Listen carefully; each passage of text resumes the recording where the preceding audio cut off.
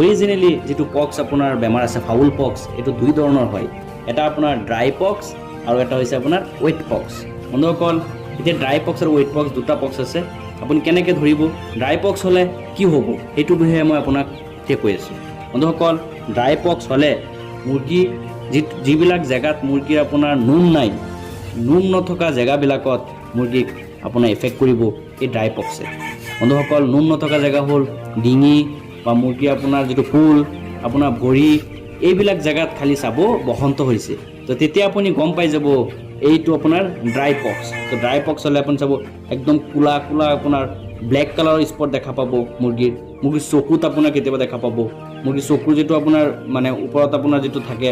ফুল থাকে ফুলত আপুনি চাব দেখা পাব এনেকুৱা ভৰিত দেখা পাব ফুটা